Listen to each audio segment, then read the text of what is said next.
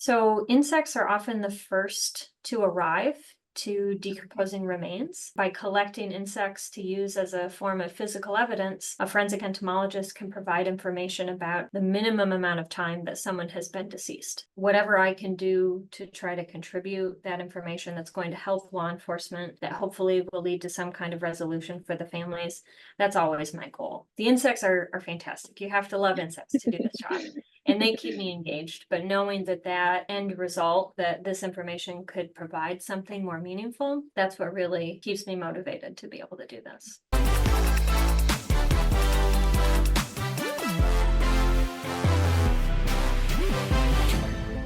Thank you for joining me today. Thanks for having me. Happy to be here. Of course. So let's go ahead and get started. Dr. Hans, in your own words, what is a forensic entomologist and what does one do?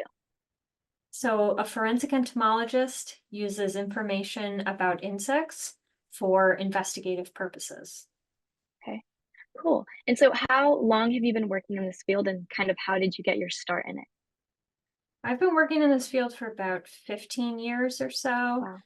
and I got my start really just by chance. Okay. Yeah. And so now what are kind of the niches that someone can choose to specialize in if they go into forensic entomology? So in forensic entomology, there's a lot of different insects that you can work with. And so some Okay. people specialize in flies and some people specialize in beetles. And we can Okay. apply this information for different types of investigations. So it could be for criminal cases, which are death investigations, it could be abuse and neglect, or it could be crimes committed against animals as well. Okay. And how does the information of the insect or what you're studying help those cases? So insects are often the first to arrive to decomposing remains. So by collecting insects to use as a form of physical evidence, a forensic entomologist can provide information about the minimum amount of time that someone has been deceased. Okay. And so now kind of going into your daily work and your tasks, what does your schedule look like as a forensic entomologist? What does a day in your life look like? So my position, I'm an assistant professor at Purdue University. Okay. And so as an academic, I'm juggling teaching, research, Yeah. mentoring graduate and undergraduate students, and also consulting and casework.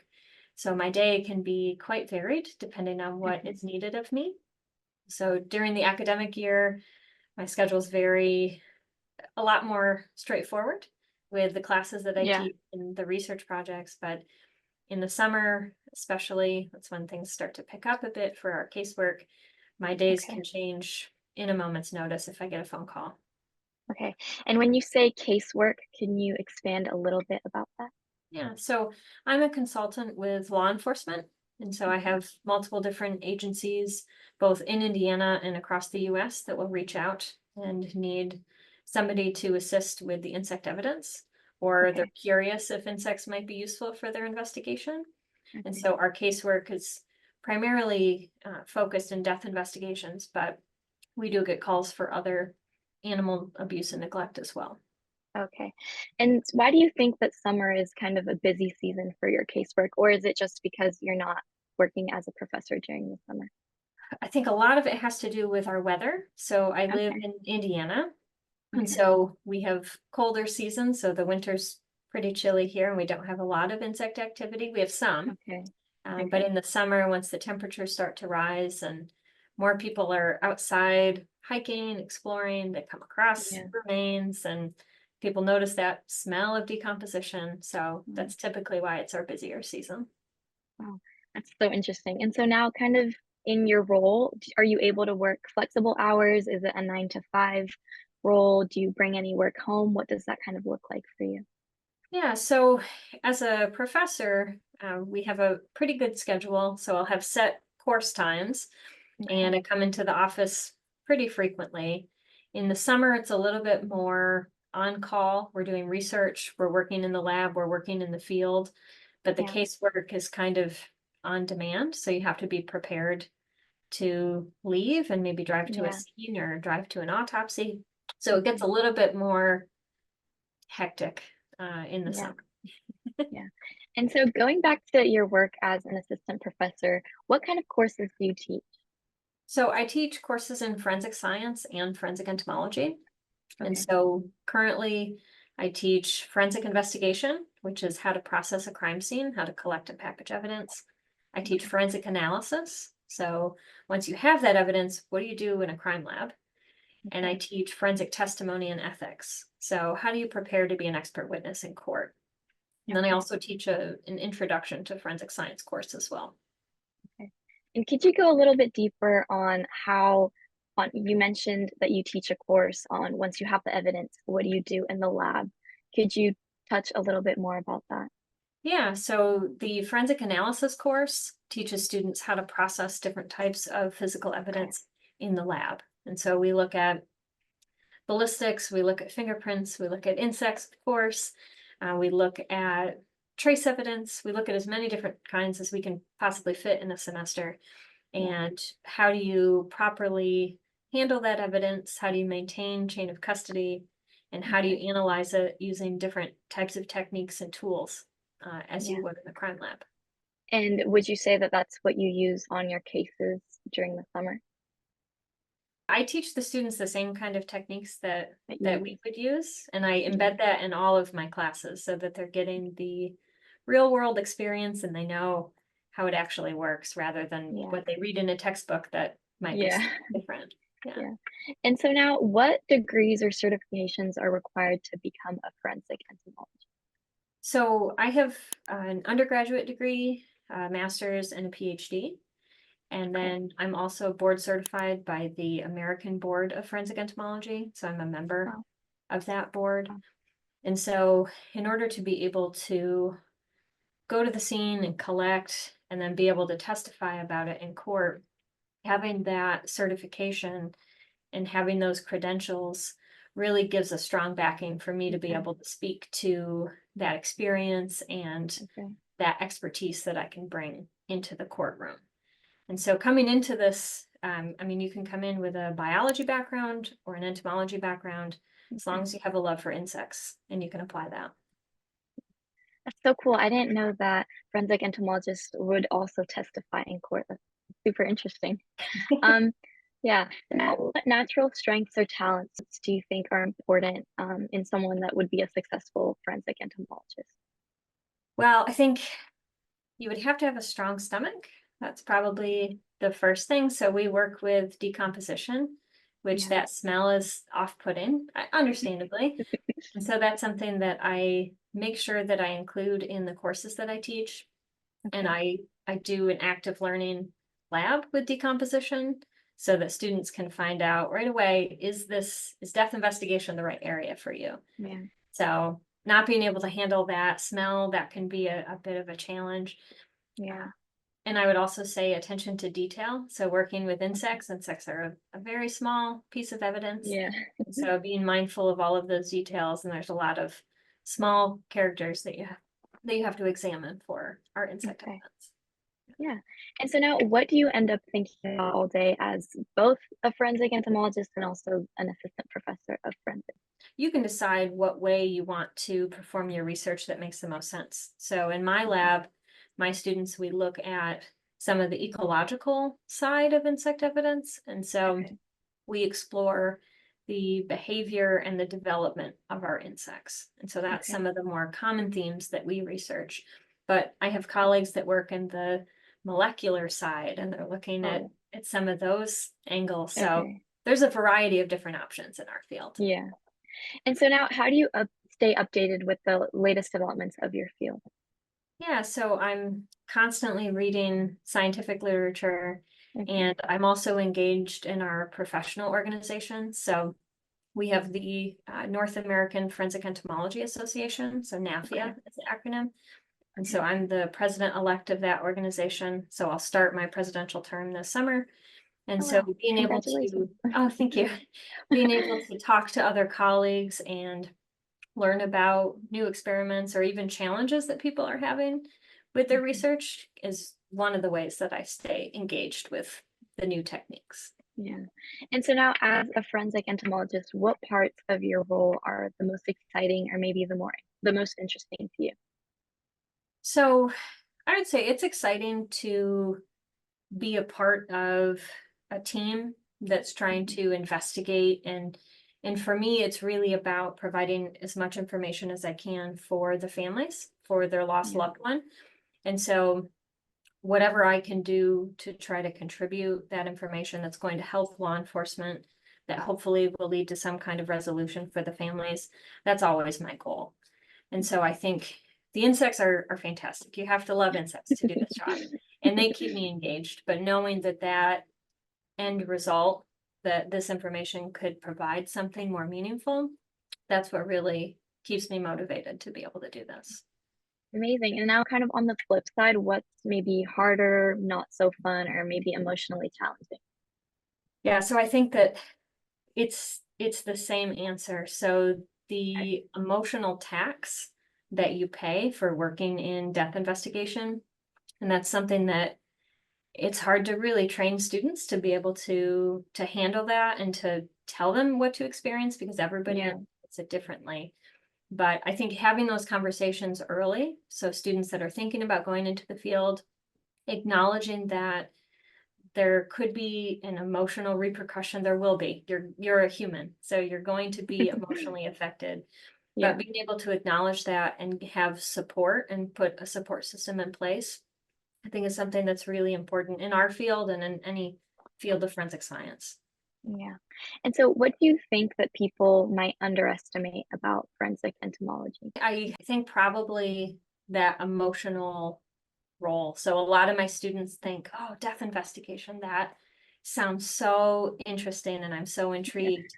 And then they go to an autopsy and they say, oh, no, this is not what I No. thought it would be. Yeah. And between the smell and the sight and then that emotional layer as well, that this is a human who's been wronged by somebody who's, Yeah. had something horrific happen to them.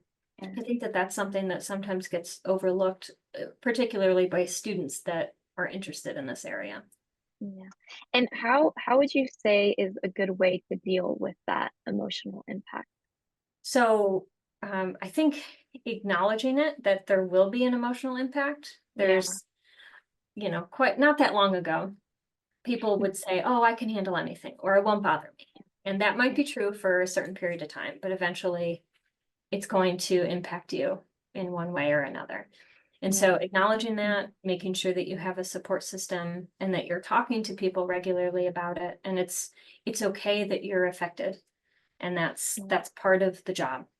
Yeah. So I think just being mindful of it and trying to do your best to reach out and to get those resources as you need them. Mhm. Yeah. And so now kind of on the flip side, what do people overestimate about this profession? Yeah, so one of the fun things being an educator is I get to hear from students about why they're interested in forensic science. And a lot of the Okay. time it's because they watched a crime drama on TV and they saw this forensic professional Mhm. who does this job that doesn't exist, where they're at the scene, they're interviewing witnesses, they're getting warrants, they're in the lab, they have this high-tech Yeah. machinery that tells them the answer right away. So I think people overestimate what the actual job entails and the amount of time that it takes to be able to process evidence and provide that information. So Yeah. can't just wrap everything up in an hour and it's solved and the suspect is arrested and we move on to the next case. So I think sometimes Yeah. those crime dramas give people a different idea of what we do. Yeah. And so now, what are some of the biggest employers in this industry? Kind of who looks for forensic entomologists? So I think most of us are academics. And Okay. so that's one of the greatest ways for us to be able to have a research lab and to Yeah. also be able to train students and get people excited. I think every forensic entomologist I know, we love to talk to people and get them excited, or even if they're grossed out about insects, it's going to be something memorable for them. And Mhm. so most of us work in academia because it really affords us the opportunity to do the teaching, the research, the mentorship, and still be able to do casework. Yeah. And so I'm not sure if you touched on this, but what kind of research does an, a a forensic entomologist in academia conduct? What kind of research do you do? Yeah, so we really have a lot of flexibility with the type of Okay. research that we can do. And so I do research in the lab, looking at the development and the behavior of the flies that we work with and Okay. different factors that can affect that. But I also do research with student learning. And so Okay. part of my research is the scholarship of teaching and learning and looking at how students change their perspectives or gain knowledge or shift their perspective after they experience something in the class or in the lab. And so Yeah. my research is really broad when it Broad. comes to forensic science and forensic Yeah. entomology. Yeah. Yeah. And so now, what are some of the current trends in this industry, maybe even challenges, and how do you see the industry changing in about 5 to 10 years?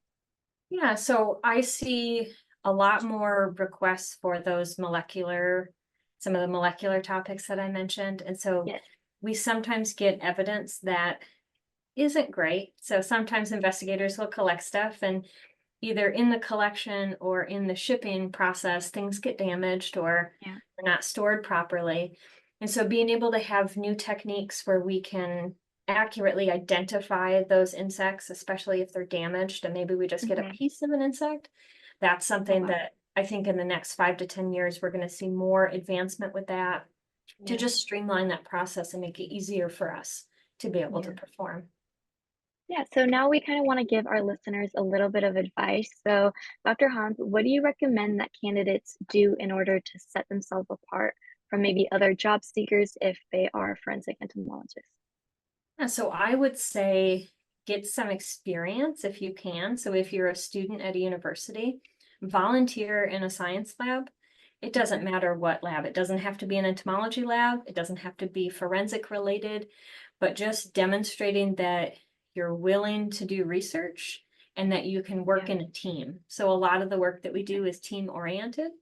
So if you can demonstrate that you have those skills and that ability, that will go a long way if you're thinking of applying to work with one of us. In terms of, I'd say if you want to learn more about the field and maybe if it's something that you want to look into, the American Board of Forensic Entomology offers a certification for a technician.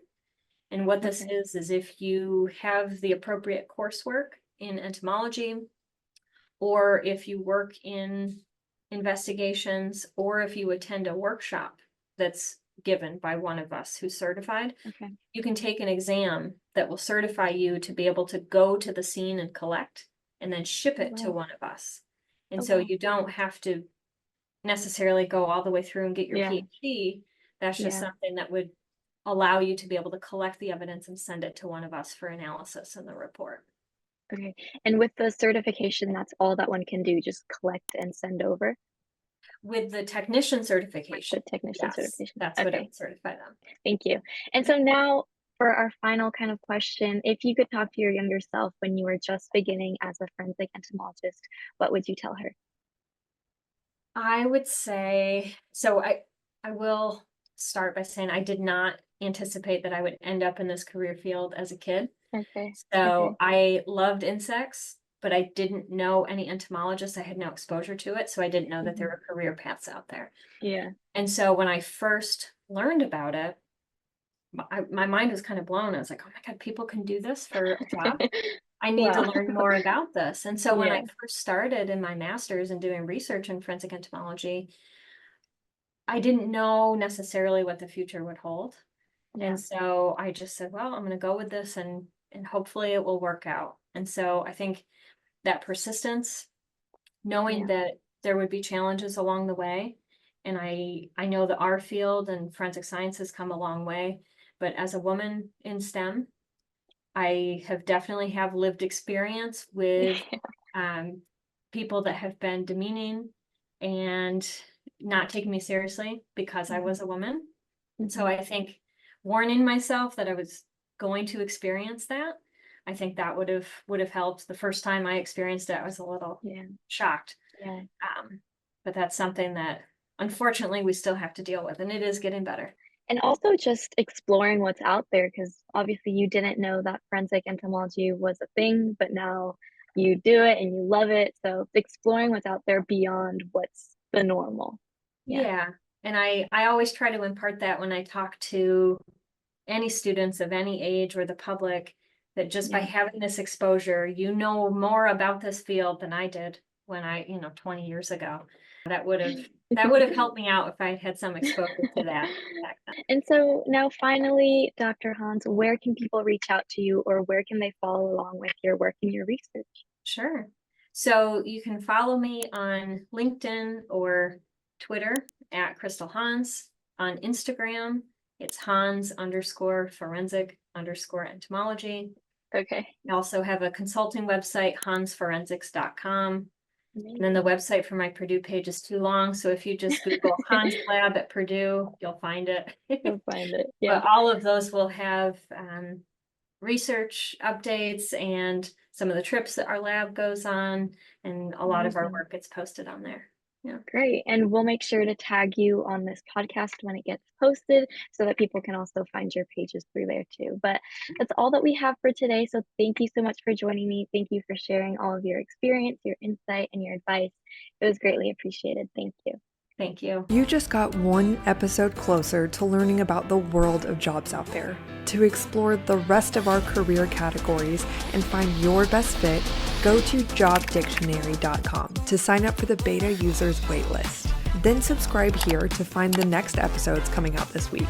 And as always, drop us a comment, review, or message to let us know how we can better attune our episodes to your specific needs. Follow us on TikTok, Instagram, Facebook, LinkedIn, X, Threads, Pinterest, and wherever else you're on socials to go get our short, snappy preview reels that expose you to new job options every day. Because here at Job Dictionary, we believe your big aha moment can be just one scroll away. Go check it out and get out there. Cheers!